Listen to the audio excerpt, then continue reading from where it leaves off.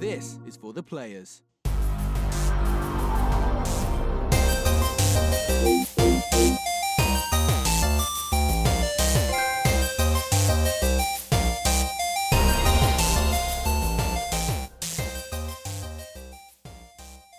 I'm Ryan Betson. I'm Josh Saunders. And this is for the players, the PopCulturists PlayStation podcast. With almost 40 years of playing PlayStation and 5+ years in the games media combined, we thought we'd throw our hats into the ring and join that PlayStation conversation. If you would also like to join the PlayStation conversation, you can do so every Monday morning at 9 a.m. Australian Eastern Standard Time. If you want to be part of the conversation, jump over to popculturists.com/questions. You can submit questions for this show and our new movie podcast, Popcorn. More conversation happens over on Facebook, on our Facebook group at facebook.com/groups/thepopculturists. And the behind the scenes conversation happens over on patreon.com/thepopculturists. Jump over there, check out the tiers. There might be something there that interests you. And something I forgot to mention because it's still kind of new, we have Discord too. Yeah. So if you jump over to our Facebook group page, there is a link. for the ongoing conversation. Yeah, for the ongoing conversation. There's a lot of conversations. So everywhere. There's a link to our Discord channel on our Facebook group page as well. Hey man. How's the things? Yeah, it was a busy week this week. Yeah, it's been a busy week. It's been fucking nuts for me too. Not even like, because I haven't done anything this week for PopC. Just outside of PopC, it's fucking busy. Yeah, just working and studying and web designing. How is the studying? How is the web design studying going? It's getting enjoyable now. So it's finally fun. Fun is subjective, but it's nice being able to see the fruits of your labour. I know that pain. Because I was spending a lot of time coding just in Notepad. Yeah, because that's a text editor. That's what you need to write HTML. And then for some reason, after 15 hours into modules of the course, it mentions that there's programs you can get to code in which are better than Notepad. What the fuck didn't you mention this? So now I have a nice program that Joel recommended me that he uses. Very basic, but it has like numbers for your columns and it colors your certain codes to different colors. So when you're looking at it, you can visibly see. You know what does what. It's not just a block of black text on a screen. So yeah, that's cool. It's difficult, but it gets your creativity going too. It's fun. It's nice. In the most mathematical way possible. Yeah. Well, you feel smart. Like when you type a bunch of code, sit back and look at the screen, it's like 99% of people won't know what the fuck is on that screen. That feels good. Yeah. I don't know. I typed it. I don't know what's on it. It's just... I copied that. I just type a bunch of tags and go, hey, look at all those tags. I can make websites. So what have you been playing? Well, in between that, Overwatch Summer Games started this week. Of course it has. So I've been playing some Lucio Ball. Yeah, how is that with the booping? It's fucking fun. Good boobs? It's so fun. I did competitive. Competitive boobs? You got to play 10 placement matches. Yeah. Went 8 and 2. Okay. That's good. I'm better at Lucio Ball than I am at Overwatch itself. Cool. If anything, I've noticed with Overwatch that I will never ever be able to play that in any kind of competitive setting. I don't have the reflexes and I don't have the precision with the joystick. Maybe even on PC, I don't know. Jack the sensitivity up a little bit? Yeah, but then I just swing too far. Yeah. You know what I mean? I've played it for probably 70 hours over the last couple of months, plus my son playing it too. I love it, but I can never take it any further than just quick play. That's a shame. It's a shame, but you know, I don't have the skills I had back in Modern Warfare 2 days. Oh, thanks for back. I was rad back then, man. I was the one getting that nuke in the first couple of minutes and all that. Like I had a few of those rounds. I was really good. Oh man, yeah. You're the worst. I'm not good at that. I probably fought you at some point. Like, who's got the nuke in 30 seconds? What the fuck? But a game I am good at and can play competitively is Gwent. It's fucking rad. It's still in beta, yeah? Open beta now. Open the beta. Yeah. I've been playing the closed beta. A lot's changed, I've read, since the closed beta. Okay. A lot has changed. What I like about it, because I jumped on Gwent, and then everyone in Discord's talking Hearthstone. I'm like, I'll go back to Hearthstone, see what's going on there. And we're back to Gwent again. I was kind of going between them for a couple of days. I'm like, which one do I kind of want to sink my time into? And it's Gwent. The issue I have with Hearthstone, and even some of the pro-level players say this, is there's too much RNG. It's too random. You can't... If your opponent plays a spell, a mage, and the spell is put a random mage spell in your hand, you as the opponent, what are you supposed to play around? You don't know what they've got. And that's part of the game, but when you play it, you could either get the one spell that you need at the time to just win the fucking game, or you could get a piece of garbage and you just lose. And there is skill, but it's not.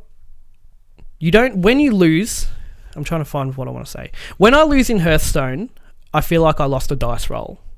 I don't feel like you earned it. I don't feel like I got outplayed. Yeah. It's just I didn't get the right random cards I needed. Now there is randomness in Gwent. You know, random hands and cards is the essentials to a collectible card game.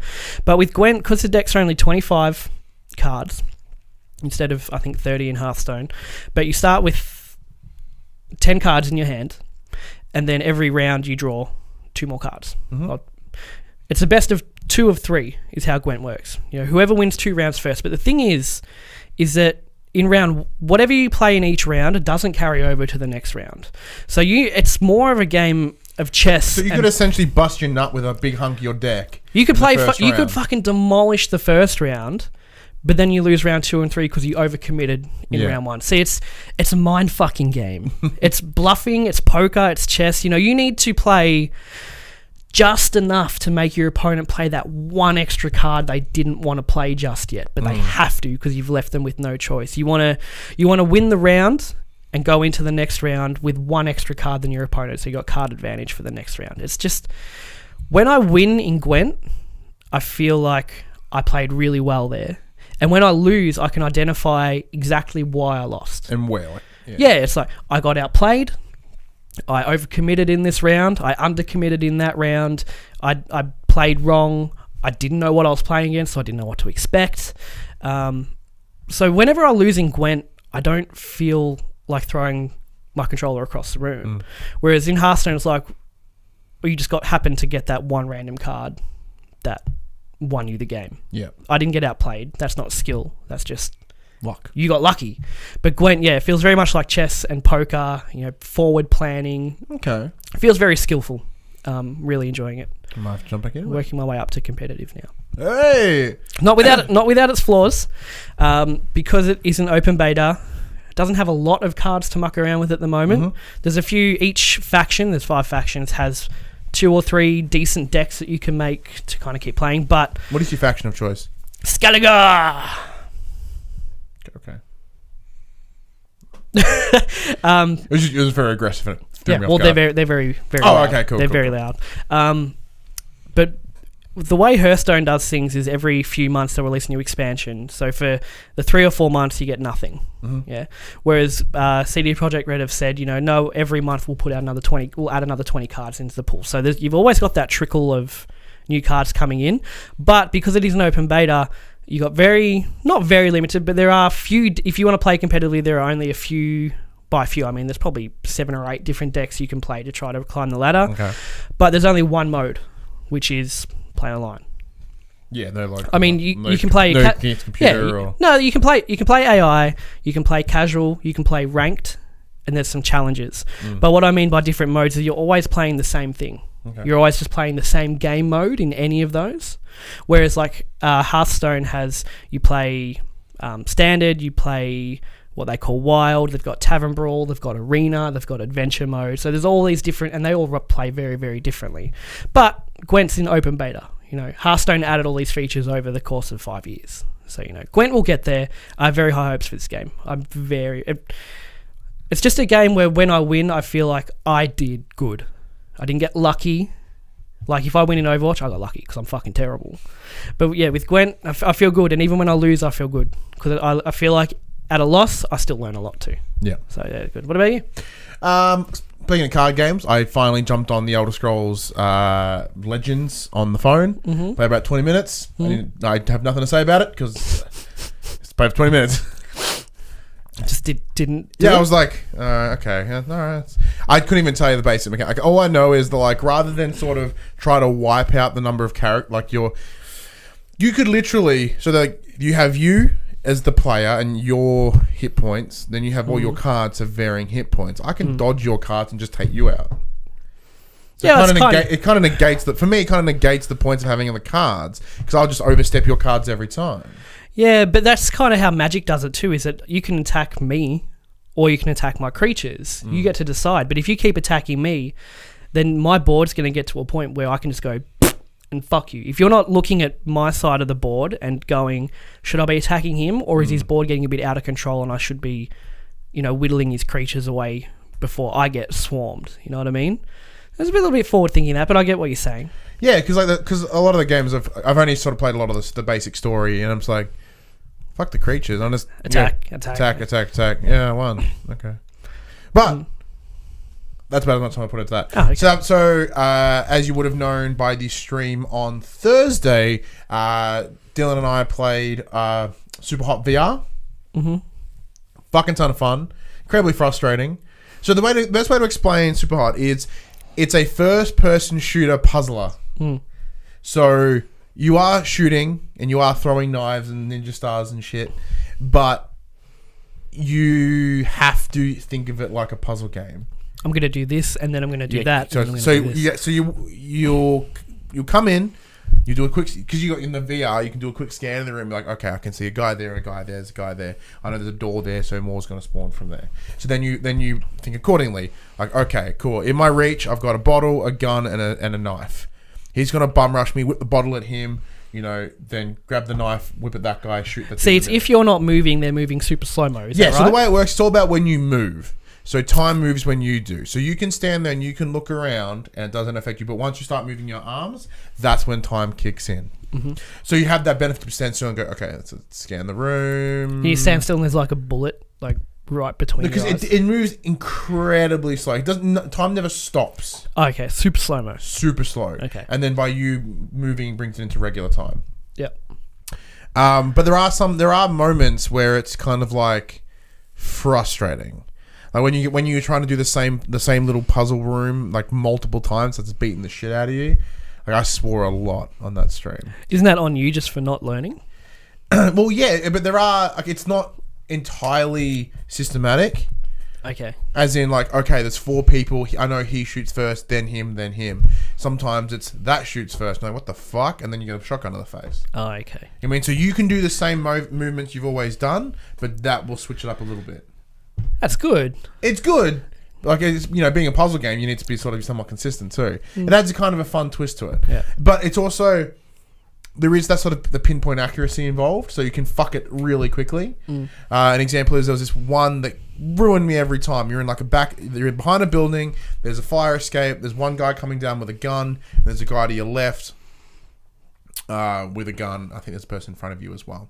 So when you spawn in, you punch the guy in front of you, you grab the bottle, you whip the bottle, and because it all happens in like a matter of seconds. Yeah. So if you whip that bottle and you overshoot that guy, you're a little fucked. Okay. You're like, okay, then you scramble.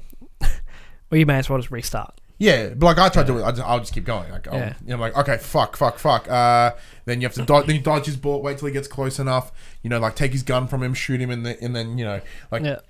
But and then you finish the level and you go, that was fucking Oh, cool. man. So I bought the bundle pack, had the VR and the standard version. Right, standard version is very different, a lot slower paced. Yeah. Because you can be a bit more methodical because of the controller.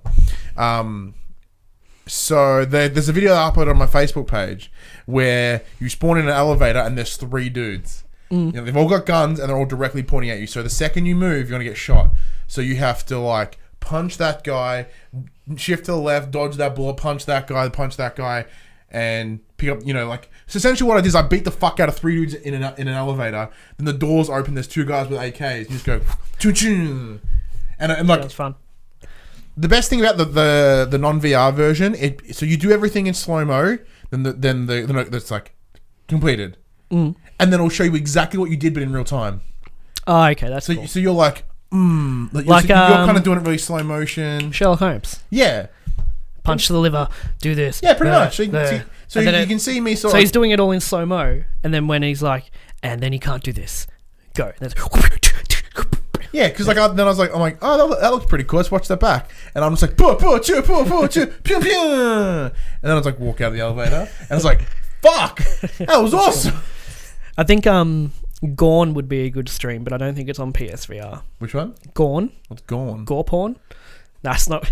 I think that's the play on words they're going for. You're in an arena like a gladiator, and you got like Caesar up there and all that. They're all like really big cartoon heads, and you got like your selection of weapons like spear and mace and sword, and they're all like fucking. Does your dad have this? Yeah, it's comical. And then they come dad has the best VR setup you've ever seen. Yeah, he's like, how old is he? 55. 55, and he 54, has I've no anyone that has that much VR enthusiasm like your father. Yeah, it's insane. Yeah, watch Gorn after this. I think it'll be a lot of fun to do. And I've also been playing Hellblade since you Sacrifice. Yeah, a little bit of YouTube controversy on that one earlier in the week. Yeah. Jim Sterling done fucked up. He done fucked up. Oh, So- not really. Yes and no. Depends on how you Yes look at and these things. The game's really interesting. So it's essentially one of the biggest selling points of this game is the fact how the character essentially has psychosis and how it deals with it and that sort of stuff. Has an incredible use of 3D audio, or 3D space audio. So it recommends you play with headphones for a very good reason. So as you're walking and you're doing things, you have voices in your head. And they'll talk to you from different parts. And the benefit of that, because there is no map markers, there's nothing. So you have to listen to these voices, and they'll tell you to do things. And they'll say, so if you're in a fight, because there's very limited combat, but there is the occasional combat, which is actually really smooth as well. And if someone's coming up behind you, the voice will be like, behind you. Oh, okay. That's cool. I like that. Yeah, and maybe the guy comes in and they're like, don't let him surround you. It's like you get your hints through voices. Yeah, but then a lot of time it's like, fucking run away.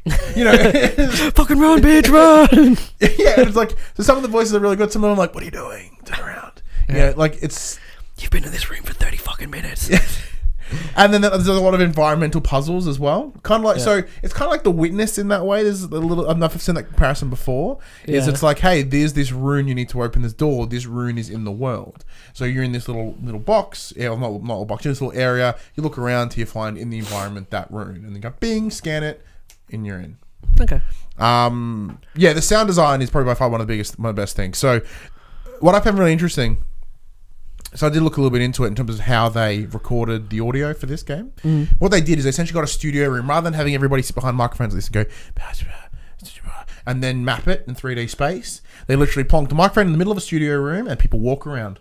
And they read the script while they're walking around. That's cool. So it's always moving, and it's because this is the central point, you're hearing it like in full... Fucking really, it's such a simple yet smart idea. It's fantastic. That sounds awesome. And it's all based in Norse mythology. Yeah. So you're trying to get to their equivalent of hell. To I think try the to bring underworld. Yeah. Whatever they call it. Helheim. Helheim. Trying to get to Helheim. I learned that from World of Warcraft. Yeah. Trying to get to Helheim because you're led to believe at this point. I've only played for about an hour and a half.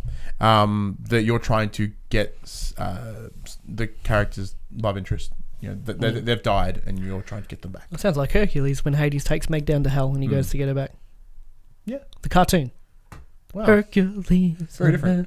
I haven't seen the movie in a very long time. I don't know how it goes. Are you going to finish this game? I think I will. Good. Because we were saying last week, I don't think you've seen credits roll this year on a video game. I don't know. But yeah, so what's really cool about it is because of the psychosis and the hallucinations that this character has, it kind of makes you wonder about what you're seeing and what you're doing and what is the part of the game. Like, it's all part of the game, but you're like, is that a misleading sort of puzzle? It's very interesting. Like, the game left me with this strong sense of uneasiness. I really enjoyed it. Really enjoying it. Cool. I was trying to think of a clever segue into the news, but I didn't get there. Because, look, we haven't stopped talking about Overwatch enough. So we're heading into the news, which is inform the players. We inform you of the PlayStation news that is relevant this week. And Overwatch. What's more relevant to Josh than Overwatch? Me? Overwatch has been firing on all cylinders the last couple of months. Yeah, the PopC community group has gone a little bit crazy for Overwatch. No, but even, just on a global stage with Blizzard and all that. Blizzard continuing. Blizzard have announced that Overwatch is finally getting free-for-all and team deathmatch modes alongside a new deathmatch-focused map. The modes will work exactly how you'd expect. Players attempt to kill as many enemies as possible, and each kill counts as a point.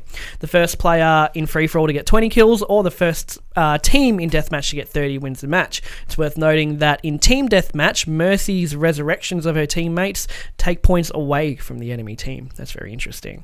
Alongside the modes, Blizzard is also releasing a new map that's built for deathmatch. It's called Chateau Guillard, which is Widowmaker's family's mansion. In addition, Blizzard has created variants of existing maps to better support deathmatch games. Deathmatch is rolling out now on the public test realm on PC, so you can already give it a go in its testing state. I do like the objective focus the objective focus that Overwatch has, but I am looking forward to a team deathmatch. Well, in the announcement video, I think he's Jeff Kaplan. I think is the Overwatch community manager, and he does update videos for YouTube. He's kind of awkward on camera. It's kind of adorable. He clearly cares a lot, but he's not so comfortable. It's funny. Yeah. He said that the initial reason for not including free for all and TDM is because they wanted Overwatch to be an objective focused game, and they don't fit that vision. But now that Overwatch is so cemented for what it is, they feel like they can start freely experimenting a little bit more. Yeah, and having some fun with it, and sort of like, look, this is still the focal point. Yeah, Like Call of Duty. Call of Duty is team deathmatch. Yeah. But if you want to, you can play Capture the Flag. Capture the Flag. Whoa! What game is that? Is Capture the Flag. Is this 1940s in Germany or what? It's Call of Duty World War II. Okay. Nice save. Weren't really super engaged. That's what they were playing back then. Wow. I fucking lost my words there. And then sort of the payload one, which I can't think what it's called. I'd imagine if when you play quick play and competitive, it'll be Overwatch as you know it. Yeah. But when you go to the arcade, that's where all the other game modes are. That's where your 1v1 is, your 3v3 elimination, your Lucio ball and all that kind of stuff. So imagine TDM and free-for-all will be in the arcade and not part of the quick play rotation. Yeah, I wouldn't say so. I think once again that's their focus. This is a supplementary. I'm curious to see how each of these characters' ultimates and their sort of abilities play into deathmatch. Well, there'll be some characters that you can't even use in free for all. Yeah. Some of them, like, you can't play Mercy in free for all when you got 7 other people trying to kill you. Sure, Mercy can whip out a piss. You can't focus on healing others while everyone's trying to kill you. Yeah, but there's no teammates. Yeah. Because it's free for all. I mean, Mercy can whip out her pistol, but that's her, like, fuck. That's her, like, I'm the last resort. All of her abilities are about healing your teammate, increasing their damage, flying to your teammate, resurrecting your teammate. So, what do you do with Mercy in a free for all environment? You can't. I think there'll be a fair few characters that don't see much free for all play. That's fine. I only see like 2 characters anyway. What? I only play like 2 characters anyway. As like, only like no matter what it is, I tend to have my staples. We need a tank. I'm going to be DPS. So there's not enough healers. That's a shame. That's the thing, though. Like, you can be a healer. Yeah, that's what I fucking hate is when you're in a game and someone's emoting, "We need a healer." So fucking be a healer then, prick. Yeah. It really pisses me off. But the counter argument is that you can either help your team by playing a character you're really fucking good at, or be a healer just for the sake of being a healer, which you're not good with and you're not comfortable with. So you're not entirely contributing to the team. Yeah. Just having a healer on your team doesn't mean you have a healer on your team. You got someone playing a healer, doesn't mean they can play a healer. So, not like me. I can play a healer really fucking good. Damn good healer. Damn good healer. I'm trying to think. I've got to stop pausing to think of segues for the next news. So I'll just read it anyway. The same way Skyrim did last year, Bethesda has announced that the seminal post-apocalyptic wasteland simulator Fallout 4, I don't know why that wasn't in the actual that wasn't in the sentence, will be getting a Game of the Year edition in late September. Launching on September 26th, the Game of the Year re-release will feature updates released to all the updates released to date, graphical tweaks, support for official and unofficial mods, and 6 pieces of official DLC. Bethesda also announced that they will be re-releasing the Pip-Boy Collector's Edition, but only in North America. Whoa, hang on. So read that back to me. What's that? Read that middle part to me again. Launching on September 26th, the Game of the Year re-release will feature all updates released to date, graphical tweaks, support for official and unofficial mods, and 6 pieces of DLC. Okay, cool. I'm curious on the wording of that. Whether they're like, no, this Fallout 4 has tweaks, the other one doesn't. Like, fucking better not have. Oh no. S. But with I don't know what they're. Because remember at E3, wherever you've pulled that from, they're referencing to Skyrim. The Skyrim is a very different example of a game. Oh, it's a remaster. Straight up remaster. This is just a collection. It was GameSpot, right? The article, I think. Well, graphical tweaks, so I don't know what they're going to do with that. Whatever they mean by that. Whatever's standard in the releases, I hope. But at E3, remember Bethesda talked about that mod thing they've got going on? Like you pay for mods, the Creators Club or something. But then, I don't know if that will be part of this.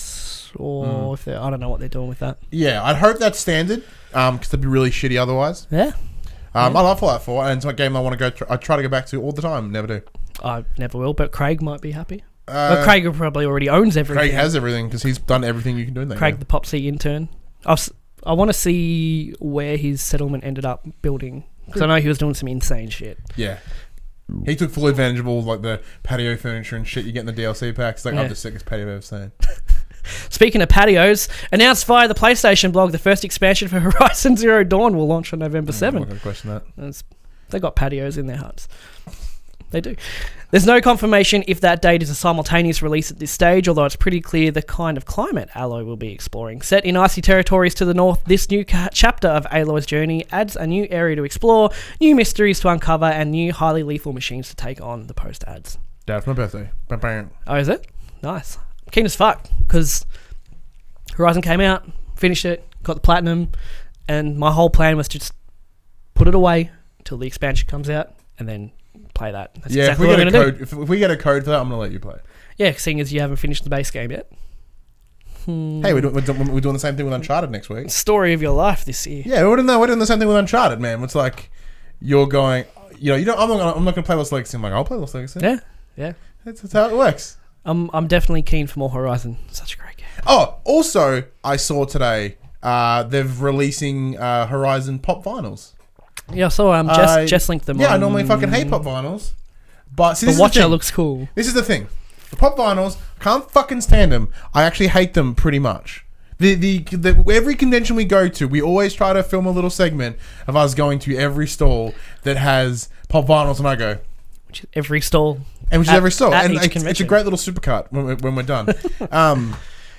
But to the untrained eye, you may as well be at the same store. That's what it looks like. But there's always a handful that lure me in. They're not Pop Vinyls. Are they? No. I swear you had a Kratos one. Kratos, he lives over there. That came from... I didn't buy that. Dave gave that to us. Oh, that's right. I've only bought the majority of the ones I have, were gifted to me. Okay. I bought Jay and Silent Bob, of course. I bought South Park's Butters because it looks like James. It made me laugh really hard. But there's a couple that I've seen. I've seen like Terrence and Phillip from South Park. I'm like, oh, that'd be really... Because they look like in the show. That's what they look like. I've got... fucking genius. I've bought Jamie Lannister. I've bought a little sister from Bioshock. Looks rad. And the Dragonborn in full Daedric armor. Looks rad too. They're the only three I've ever bought though. Yeah, it's like... And like, I'm normally like, ugh. But then there's always one or two that I'm like... It's like, if I'm going to buy that one, I need that one to pair with it. Well, not even that. It's just like, oh, cause I'm never going to buy any more Pop Vinyls. Ooh, Horizon Pop Vinyls. You know what I mean? It's kind of like where it's at. Yeah. Damn it. You will buy more. Damn it, Pop Vinyls. I'm going to skip this one because it's just... Yep, cool. Whatever. Next bit of news. Ubisoft has announced that it's opening a new studio in Stockholm, Sweden, and has appointed former EA DICE manager Patrick Bach to lead its efforts. According to a post on Ubisoft's official blog, the studio, aptly named Ubisoft Stockholm, will work on AAA projects with Massive Entertainment, the Sweden-based studio behind The Division. Okay. Bach confirmed the team will work with Massive on its new game based on James Cameron's Avatar, a title that won't be released before 2020. In addition to working on... Just like the sequel. In addition to working on Battlefield Bad Company games and Battlefield 3 and 4, Buck oversaw development of Star Wars Battlefront, Battlefront 1 and Mirror's Edge Catalyst at DICE. Ubisoft Stockholm has begun recruiting and aims to have a team of 100 within 2 years. In related Ubisoft news, Ubisoft have announced that Rainbow Six Siege has 20 million registered users, 2.3 million playing each day. I got really bummed for a second there because I was kind of lost my own world. Then you're like, Battlefront Bad Company. I'm like, Battlefield Bad Company. I'm like, oh, I love Bad Company. Are they going to make it? Wait, that's not Ubisoft. That's EA. Oh, I got sad. Dick. This is going to be a company. Big studio. It's a huge. They're going to want 100 people within 2 years. What's the relevance of Avatar?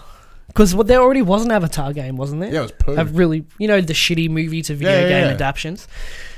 So cool, new studio, cool, Ubisoft, cool, shitty IP, Patrick Bach, cool. Likely a shitty game. Yeah, dude, Avatar's a shitty film. The film's good. Film's average at best. Yeah, good, not shitty. No. I did not enjoy that film. The only reason I enjoyed it the first time I saw it 3D. Was because of the 3D. Yeah. You watch it again, you're like, what the fuck is this? Nah, it's alright. It's Pocahontas, but with a higher budget. I'll watch Pocahontas. But Patrick Bach has a good resume to him. Yeah. So I think he'll do some cool things. How can we translate Battlefield to Avatar? Is it like the Na'vi versus the giant machines of the humans?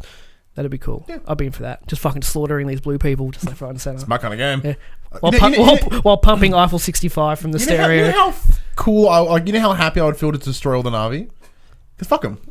Because fuck them, that's Fuck why. 'em. Fuck 'em, I'm gonna take their tree or whatever the hell the movie was about. It's about...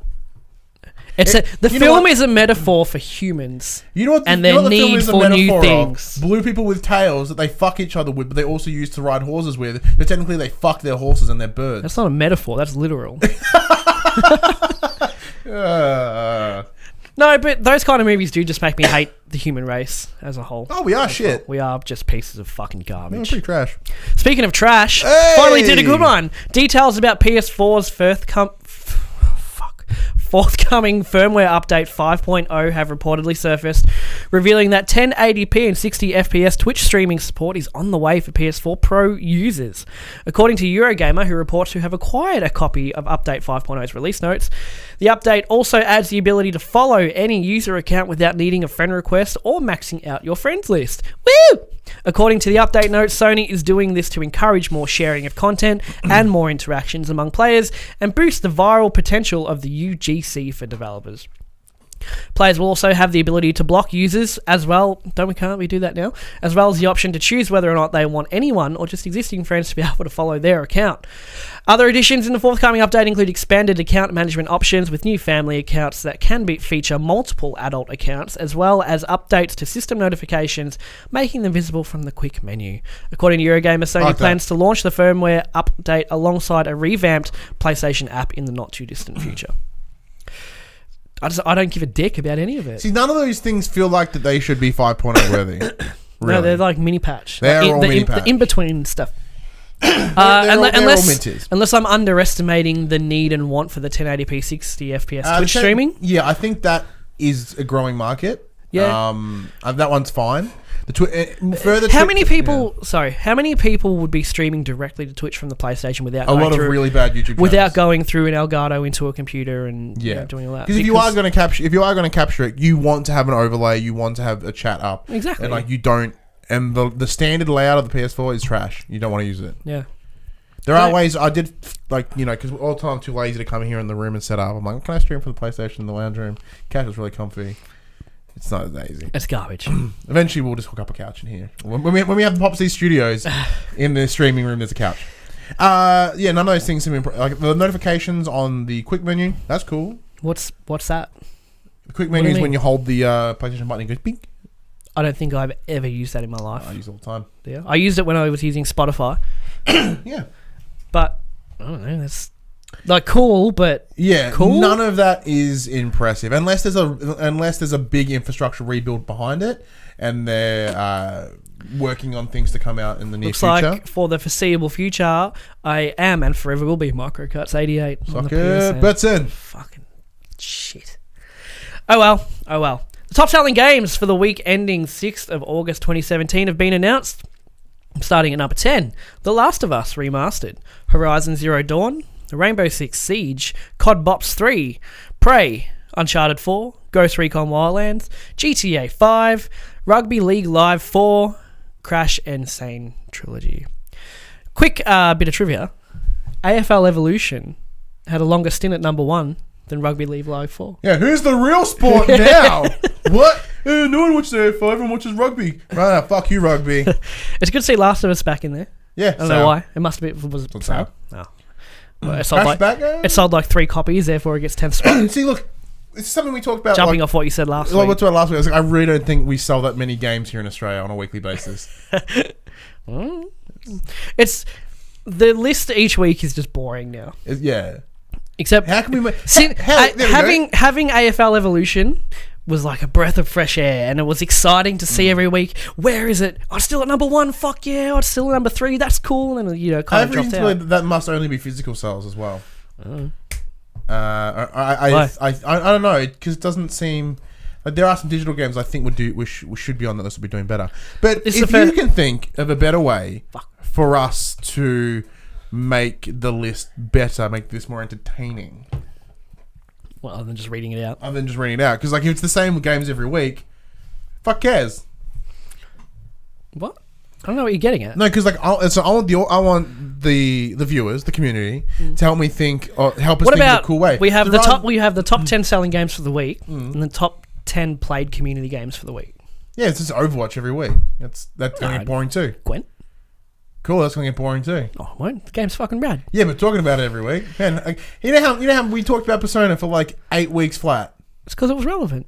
To you? Yeah. Sorry for liking things.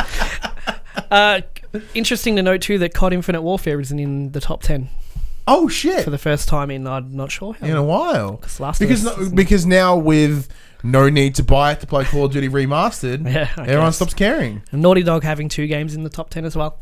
No surprise. Oh, well, clap us no What do you mean? surprise. It's no surprise. No, I don't need to applaud them. They know. They're like, yeah, we know. They like brush the dust off their shoulders. The Lost Legacy will be a number 1. Yeah, because When it comes out. it depends. Okay, if it does take digital sales into account, then it will be. I'll wait and see. Just as my computer reboots, it's coming. Oh, there it goes. Final bit of news is leading into our main feature for the week. But before we jump into that, there was a question. Okay. I think. Whoa, when are we getting questions in between segments now? Yeah, because I thought it was relevant. I kind of think while we're waiting for that to load up, I think it Let's may load have, it now. Wait. Don't mind the silence. Shut. It's okay. Oh no, it was from Lee, and it was pretty much how disappointed by firmware 5.0 are you? And we discussed it a bit. 9 out of 10. Disappointed. 9 out of 10. Strong disappointment. Yeah. Can't change my name. Not rating it. Piece of shit. Next question. What? Next thing. Keep the chain moving. News. Last bit of news leading into our feature. Middle-earth Shadow of War's expanded Nemesis system will feature microtransactions, and developer Monolith has shed some light on how they'll work. According to the studio's official announcement, quote, players can purchase loot chests, war chests, XP boosts, and bundles through the market to strengthen their army. Within loot chests, players will find weapons and armor, as well as XP boosts, which make Talion level up quicker. It's pretty basic. War chests contain new orc followers that will help you strengthen your army, as well as training orders which let you level up and customize your orcs. Bundles include a combination of loot chests, war chests, and XP boosts together at a package deal. These items can be acquired by spending Mirian, an in-game currency that you can find in stashes while playing the game. You can also acquire Mirian by taking down treasure, orcs, and destroying gear. Players also have the option of purchasing gold, Shadow of War's other in-game currency, which can be acquired by spending real money. Participating in community challenges and completing specific milestones will earn you gold as well. You know what my favourite part in Lord of the Rings was? Loot boxes. When I was watching that movie, and they were like, we're gonna go all the way to Mordor to put the ring in the volcano. But let's stop while I open this loot box. Remember that? Fuck yeah, sweet Hawaiian shirt. That time that Aragorn found a chest and he opened it and the reforged blade was in there? That was fucking That was sweet. awesome. I mean, he had to do no work for that. It was just right there. And it's the only way for Legolas to restock his arrows, seemingly out of nowhere. He's got a quiver which fits 21 arrows. He's lobbing off 3 at a time, and he's shooting orcs for 3.5 hours. I did close the drop. That's cool. Don't worry about it. It'll come back. I'll click it. There it is. It's So coming. you brought this. I dropped the drop. You dropped the drop, and you have brought this topic. Yeah. Well, it's relevant. Yeah. But you were pretty fired up before we even walked into the studio about it. It's fucking stupid. Unleash. Well, that's it. It's dumb. I thought there was going to be more unleashing.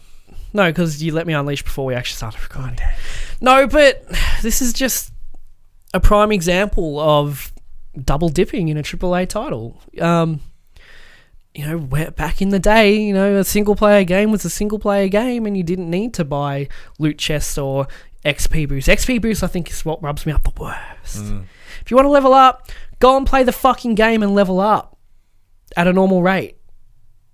You fucks. No, but see, the thing is, none of what they've got in their loot chests and bulk war crates, whatever the fuck they're calling them, are cosmetic. Now, a lot of the argument for microtransactions is it's just cosmetic. You don't have to. Like Overwatch, prime example. You get loot boxes through the game, and you can buy more with cash if you want to. It doesn't affect how your character plays or how well you play them, or doesn't give you an edge unless you look at Genji's Green Power Ranger costume, which is very distracting. When you see, that's Max's personal favourite. Yeah, when you see a Green Ranger running, you feel, what the fuck? And then I'm dead because he paid for it. Yep. No, but you know what I mean? It's cosmetic microtransactions are still dickish, but they're fine overall. They're morally bankrupt, but they don't do anything bad for people that don't want to buy them. Whereas these, you get orcs, you get gear. That's worse because from what I understand, the online Nemesis system is you have like your encampment with your orcs and you set your orc leader there and all that kind of stuff, and then other players can like try to do it, and you can just, you know, rich kids can just keep buying orcs until they get the really fucking good orc, and then they're at the top of the rankings because they just paid lots of money. You know what I mean? I can't articulate it. All right, want me to try to articulate it? Yeah, pass to you. Go. One, it's fucking dumb. Thank you. So dumb. Yeah. So my issues that I have is like, this entirely feels like a WB decision. Yeah. This isn't a decision from Monolith. Monolith at no point of going, no, you know how it's the best way to tell this sweet Lord of the Rings lore story? Fucking loot boxes. Yeah. It drips. It oozes of bullshit publisher garbage. Well, we've seen it with Injustice 2 as well. With the costume and all that. You can buy boxes of costumes as well. But like loot boxes irritate me. One, even if they're entirely cosmetic, that irritates me, right? Like an example with Overwatch. I'm like, cool. I like the feel of getting a loot box. I'm like, ooh, I have a loot box. Open it, and technically it's nothing. And I'm like, well, that's kind of. But the difference is, your loot box, you didn't pay for it. No. The point I'm making is like, even if I had, or do you hate the concept of loot boxes? I hate the loot boxes themselves are fucking stupid. Okay, because what loot boxes essentially are. Speaking of Hearthstone, it's entirely random, and that is fucking stupid. No, it's not. Card games, since the beginning of time, you buy a booster pack and it's random cards, exactly the same digitally. I was going to bring this up anyway. Card games are different because card games have always been Magic the Gathering, and beyond that, you buy a booster pack. Pokemon, you buy a booster pack. I know Pokemon cards. Like the best thing about it when you're like, oh, and like, you buy a booster pack, and it's random cards, and every now and then you go, fuck, like, whoa, foil Charizard, wah! Oh, beat the shit up, you're nice. I'm probably gonna find one. And digitally, I don't see it as any different. It's a booster pack of cards. So in terms of the card games, I guess that's part of what this genre is, and that's okay. The benefit of the card games is if you get a bunch of cards you don't want or don't need, you can mill them, destroy them to get a resource to craft a card you actually want. Yeah, but at the same time, in terms of Shadow of War, now I have no intentions of playing it online anyway. No, me either. That's fine. I don't intentions of playing it at all. However, we were thinking it came out that, you know, in order to function this marketplace, this game must be always online, even though I have zero use of using said fucking marketplace. Yeah. So, in terms of because to me, it's a single player game, and I want to be able to make the choice to not. I have that choice as a consumer. I have the choice not to use these loot boxes, unless there are trophies or game missions entirely based around the fact of having to verse someone in an online match, then I have an even larger issue with it. Yeah, the thing is, even though, it's a single player game and you don't have to buy this stuff, when it's there and it's available, it's always in the back of your mind. Not even for me, even a little bit. Because that, to me, is wasted money. No, but that's not what I'm saying, is you still won't buy it. You still don't have to buy it. But if you're playing online and you're getting fucking demolished, the thought will always just randomly pop up. I could just buy a box. Yeah, but see, the thing is, like, that says more about metaphorical you as the player, and like all it is, it's the same thing with mobile games, right? Mobile games, the people that make the money on these games, it's 1% of people actually buy that, and they spend a lot of money. 1%. Yeah. Well, and they bank on that 1%. And granted, most of us just go, I ain't using it, and that's fine. It's so dirty. But like I said, it's always in the back. If those microtransactions are there, and you're like, I'm never going to buy them, I don't give a fuck anyway. But there'll always be a point in the game where you think, I could. You still don't, but it's having that thought recurring thoughts. Playing GTA Online, I'm like, oh, how much is one of those little credit cards? Give me a bunch of cash. That'd be kind of cool.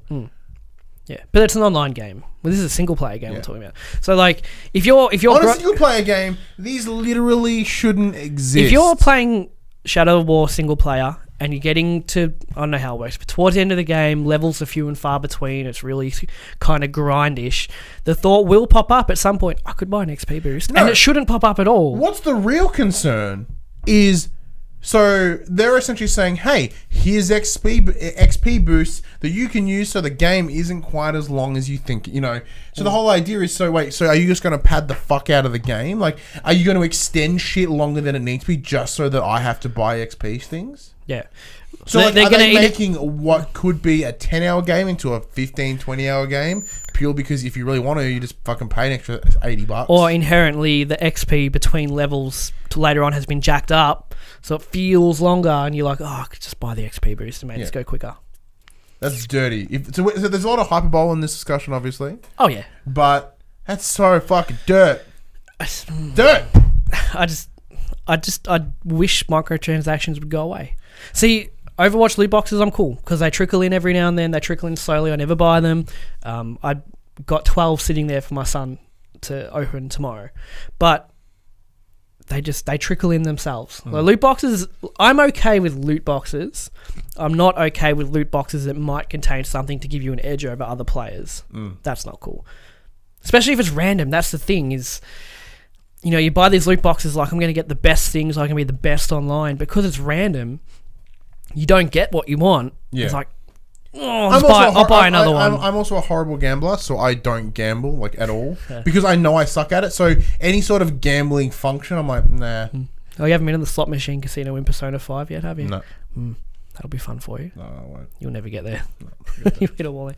Oh, because that's the thing, it's like gambling, because it's gambling. It's publicly condoned gambling. Not condoned, it's like it's slightly more acceptable gambling. It's because you don't have to spend the money. You don't have to go gamble either. No, yeah. I blame gambler. But if you want to play the game, you do. Gambler! You blame who? Gambler. I thought you said Gandalf. No, gambler. Ganondorf. Gambler is the same gambling monster that took over Marge in The Simpsons. Oh, okay. I want to know what the people think about it. Yeah, what do you guys think? Like, what's your thoughts on the microtransaction thing and how they're super trash? Tell us we're full of shit if you want. Yeah, fucking give us a what for if you want. But I do stand by booster packs in card games needing to be random because that's what they are. Speaking of giving us what for, we reached out to our community and asked for the questions. So if you can head over to thepopculturists.com/questions where you can get your questions right on the show, you can help contribute to the show, make it bigger and better. Thanks. Just like these people have. And these people do every week. Yeah, I'm just going to jump over to the Google Doc itself. You should have already had it open. I did have it open, but it apparently wanted to reload for me for some reason. Like, I suppose. Nope, not that one. That one's for popcorn. This one comes from Martin. In conversation with Hellblade. Do you like the idea of permadeath in games? I like it being an option. So, the way it works in Hellblade is, in theory, there is this goo muck on your arm. Right? So every time you die, that muck moves further up your arm. Oh, it's like grayscale. Like grayscale. So, if you die enough times for it to hit your head, you're dead. And your save gets deleted. Okay. That's cool. Now, are there varying rates at which it can grow up your arm? Nope. Or it's just only when you die. Yeah, but I mean, if I died of this, it's gonna extend even further than it would have if I died like this. No, I think because the only way you can die in the game is through combat. Okay, because there's no no falling off ledges or anything like that. But there'll be a fixed number. I can die 6. I can die 6 times before I lose this character altogether. I reckon that's wicked. That's fucking really cool wicked. Idea. See, Diablo 3 have it. A lot of games have hardcore mode now as well, where permadeath is activated. Diablo had it since Diablo 1, I think. I know it's definitely in 2. It might have been number 1, but you've always got the option to play not permadeath mode, but there was. See, this is built into the game. You have no choice. The last trophy I needed for Diablo 3 was reach maximum level on a hardcore character. That was some of the funnest game you ever had because every time I'd nearly die, my sphincter suck itself together, fuck, really intense gaming. And, when I finally got through the whole permadeath version of the game and that trophy popped followed by the platinum, it was like, fuck yeah. I think it's cool, especially if it's built into a game, one, that can't just fucking gib you for no fucking reason. That's the worst when it's permadeath. And then the combat is at the moment it isn't that intricate. Now there is a difficulty spike later on from what I hear, but it's still because the the combat is pretty much heavy attack, light attack, melee, dodge. It's just dodge, dodge. Like, so unless you just stand there and go, like, you're likely going to be able to survive a fight.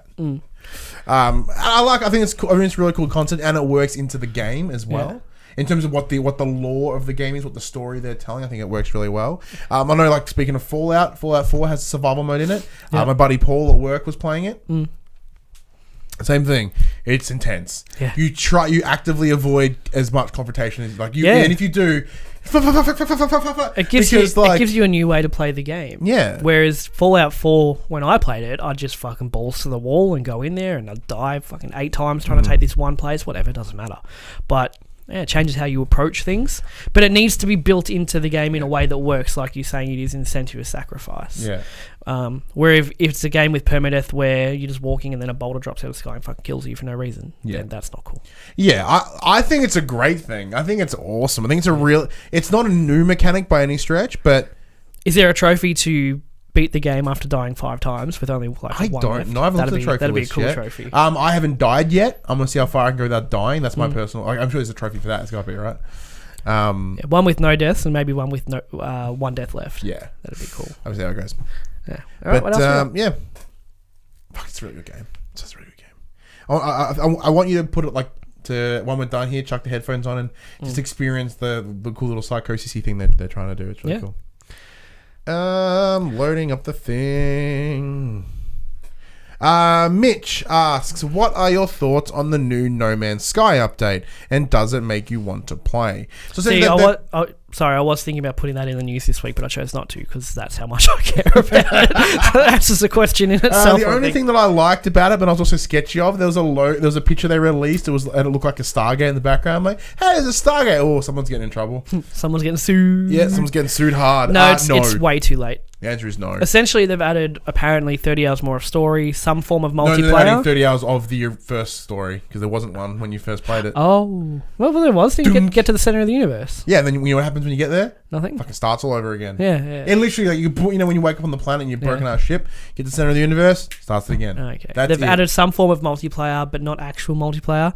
Like same as it was before. No. You can see other players and you can group with up to 6 people for a planet, but you see them as like some spark shade thing. You don't actually see their character avatar. Burns. It's. I commend them for pushing on with it. Yeah. You know, they know how badly it launched. They know the feedback. They know how much everyone was upset, and they're pushing on with it. And I commend them for that. But I think it's time to just scratch it. I think this is a discussion that another show I was listening to had. They're like, well, at what point does Hello Games give up on No Man's Sky? I think their name is tainted as Hello Games now, especially Sean Murray. Yeah, you'll never get Sean Murray in front of a camera again. And he shouldn't be. He's awkward and he's terrible. They shouldn't have ever put him in front of a camera. It's going to be very hard for Hello Games to release a new game and it sell well on release week. Lee Stevenson asks, I've no idea about this, so it's all up to you. Opinion on Fortnite. And do you agree with the general consensus that the game has been poisoned by the free-to-play model, gimping those who actually paid for it? Fill me in. Poisoned is a harsh word. So the story is this game's been in development since 2011, and then it disappeared, came back in 2015. So the game is billed as free-to-play, and it is, but it's in early access right now on PS4 and Xbox One, I think. On PC, I'm not sure. So it's in early access. If you want to play the early access for a free-to-play game, you need to spend $40 and buy a Founders Pack. Or $59.95 for us on the PlayStation Store. So if you want to get into open beta, closed beta, paid beta, however you want to go that about it. That is by definition a paid beta, yeah. If you want to get into paid beta for a free-to-play game, you need to buy... for us, it's $60, and that's pretty steep. But the issue people are having, from what I've seen online, is even though they've paid to get in the game, because it is at its core a free-to-play game, that's how it's modeled as well. So there's microtransactions and this and that and all that. So you're playing a free-to-play game, modeled as a free-to-play game, but you've paid for it. Now, when this launches properly in 2018, it will be free. So all the people that have paid for it now to do the beta for them are kind of dirty because they're getting treated like free-to-play players, and they're not. They've paid a good chunk of money to play this game, and it looks fucking rad. See, I went on the PlayStation store and I saw it being promoted, and I watched the trailer. It's like 4-person like zombie tower defense, and it looks fucking awesome. And it was free. I was like, fuck yeah, I'll give this a go. Get it, play it with my son. Yeah. So I downloaded it, loaded the game up, and then when the game loaded up, the free game that I downloaded, labelled as free on the PlayStation store, the first message is, you can't play the game unless you buy Founders Pack $59.95. I uninstalled it. I was like, get fucking suck me off. I'm not doing that. So yeah, I guess, what are your thoughts on, it's free to play next year, but people have paid to do the beta for them. They call it early access, but it's paid beta.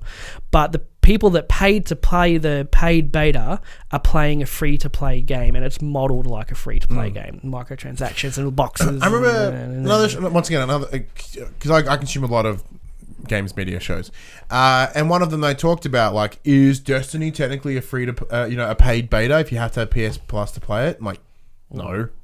Because when the game releases, it's a paid game. I mean, like, you are, it's open to everyone. Yes, you have PS Plus. Everyone fucking has PS Plus. It's cool. Yeah. Not everyone has $60 to spend on your dumb fucking free to play game. See, the paid, it was a paid beta, but you still own the game. Yeah, I can own it and not pay a thing next year. Yeah. When it'll probably, I'm sure it's barely relevant now. Imagine in a year from now. But what do you think of this? People paying to play a paid beta for a free-to-play game. It's just as stupid as the Monolith microtransactions. Yeah. See, the people, like, the game looks fun, and people obviously paid for it because it looks fun and they want to play it, but it's the people that have paid for the game are being treated as free-to-play players. What they should do, you got your loot boxes and your microtransactions and all that, as a free-to-play game does. If anything, it feels kind of dirty. It feels that it's almost like they're using it to fund the rest of the development. Not in terms of the Founders Pack makes sense. That will directly help fund them. But all the microtransactions inside, it's like, what they should have done is you pay your $60 Australian and you jump into the paid beta. All the microtransactions are relatively free, timed but free. Or cheaper, quote unquote. You know what I mean? Like, as in, like, yes, they're in here, but we're using it to stress test servers and shit. So you don't have to. So what would be a $5 DLC in the $5 microtransaction in 2018? It's 99 cents for you. Yeah, I think they will, coming up to actual launch, that anyone that bought a Founders Pack, your account's going to have some bonuses added to it. Because that's the thing. What is the difference between now and 2018? Like, unless you're part of the Founders Pack. Thanks, man. Yeah, good job. Thanks for helping us. And they leave. You know what I mean? It's kind of like, unless there's a strong incentive to, one, keep them around to 2018, and two, to have them clearly show off that they've invested money. Dumb. I think they will. The company doesn't... I forget what company's made it. They don't seem like a dickish company. I think they will. I just think they've kind of stumbled on how they're going about things, but I have faith they'll make it right. I am looking forward to playing it in 2018. Joel asks, why haven't Telltale made an X-Files game yet? Holy shit, that is an awesome idea. Because nobody but Ryan wants it. Eat a dick. That'd be awesome. With Mulder and Scully or new characters? Oh, Mulder and Scully. Goddamn kidding me? You really think you'll get... Dave Duchovny and Karen Gillan? To come and voice characters. Can't see why not. I don't think if they get good monies. Yeah, Telltale won't give good monies. Yeah, well, they might. I don't know. Or at least give them likenesses, like, you know. What other? Well, what other franchise would you want? They're like, with Telltale. Like, it's very rarely is there a IP that attracts me. Tales of the Borderlands, regardless of how much you say it's good, I'm probably not going to play it. It's free. It was free to PS Plus. Probably not going to play it. I have Batman. I have the season pass of Batman. I've played the first one. Yeah, but I didn't like it either. I love Batman. Yeah, you do. Didn't play it. Game of Thrones, free. I haven't played it. Fuck, because it doesn't follow any characters we know. Follows the houses we know, but not. And like the benefit of this, of X-Files, it doesn't have to. It can be the overarching conspiracy story in the 5 episodes, but could literally be a monster of the week. Yeah. With an overarching alien conspiracy story or something like that. Like, that's awesome. How Supernatural did season 1. Yeah, because Supernatural essentially they took the formula from X-Files. Because X-Files ended at that point. Yeah. So like they could do that. They could have 2, out of the 5, 2 of them a monster of the week, and the other 3 are overarching story, or 3 and 2, whatever. That Fuck, that'd be awesome. I think before Telltale take on any new IPs, they need to fix their shit. Oh, don't get me wrong. They need to shut all the other ones down and then just build They it need up. to finish all the other ones for starters, but fix their fucking engine because it runs like shit. Yeah. It's got no reason that it should run as badly as it does. Yeah, regardless of what cool IP they have, they need to fix that shit. Yeah. And then I'll be interested. If I have Minecraft story mode crashing on my PS4, Again, something is wrong with your hardware. Wait, no, not my hardware. Your engine. yes, your engine. Yeah. Joel asked a second question, which I think is very interesting. With Disney Infinity and Lego Dimensions now cancelled and no plans for another Skylanders, if you were approached to make a game that had a, quote, Toys to Life aspect, what would it be? Joel said, mine would be a card game similar vein to Hearthstone or Gwent, but with physical cards and a reader peripheral you put them on to play.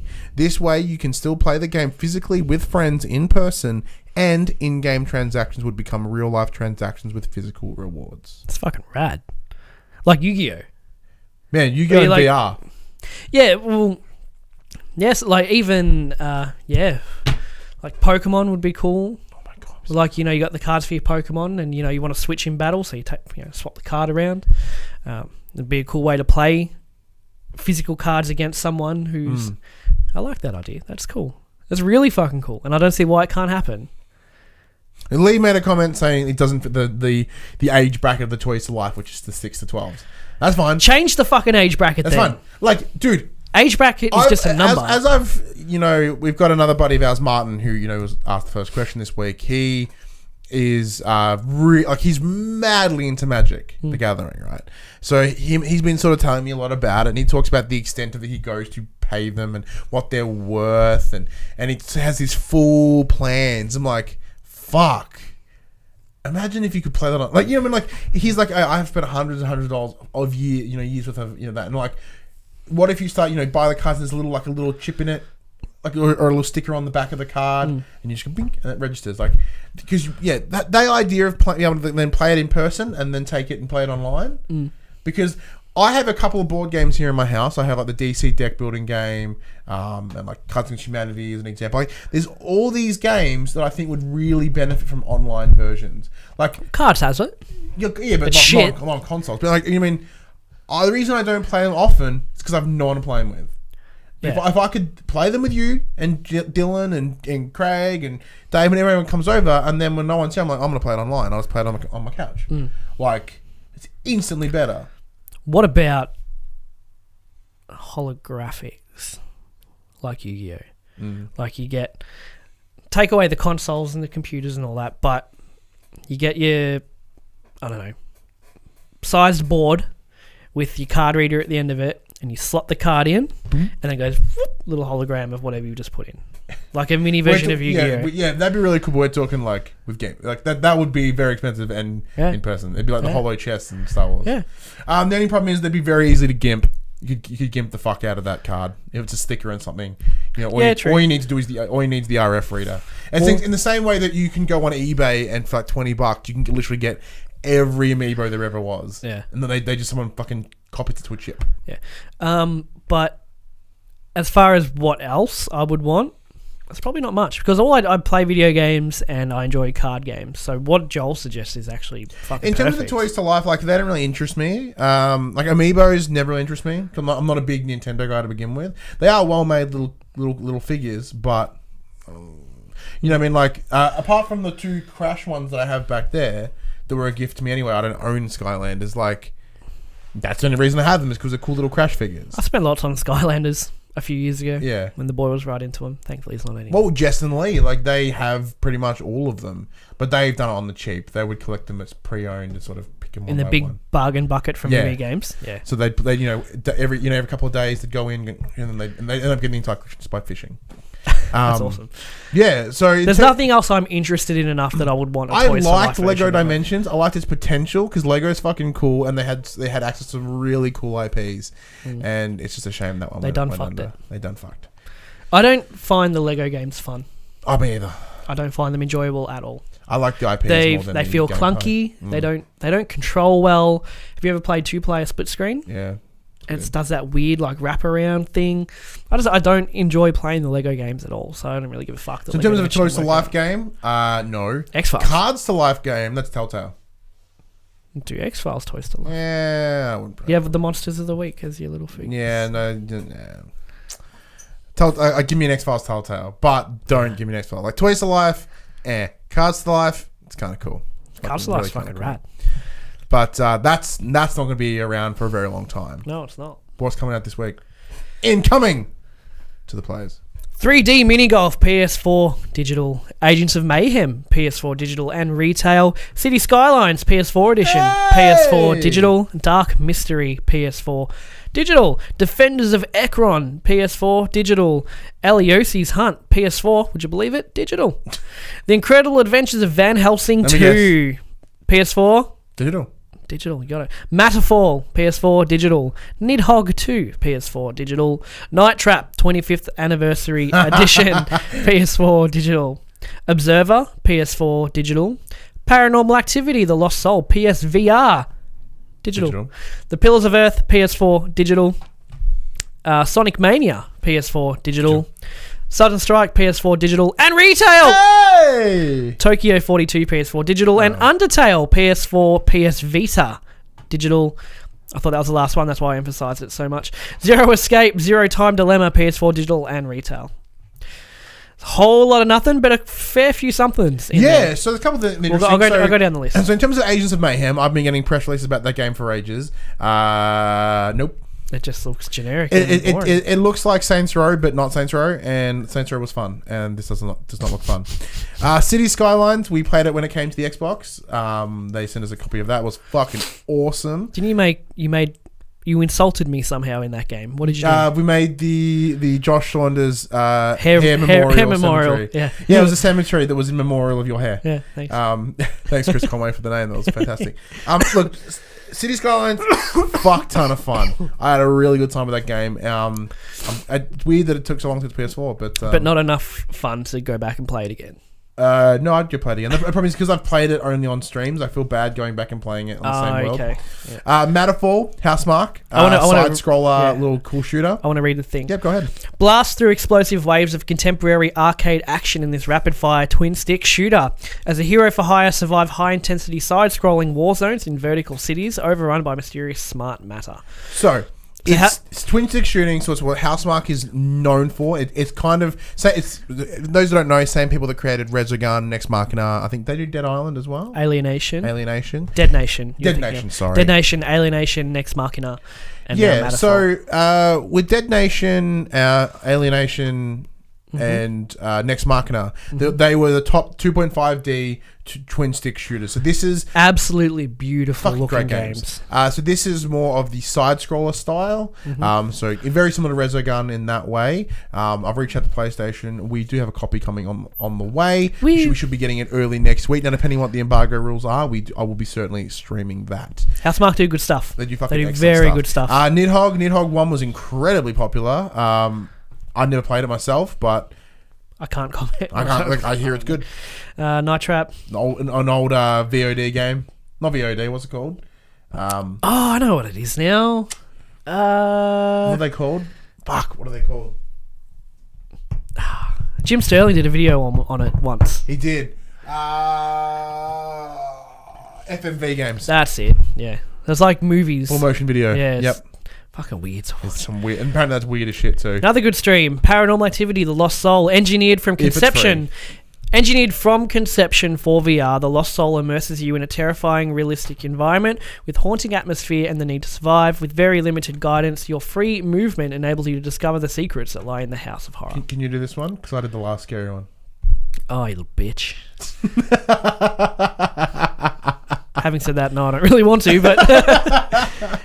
that'll be fun. If you get it, or if it's free, or if we can get a press copy or whatever. Yeah.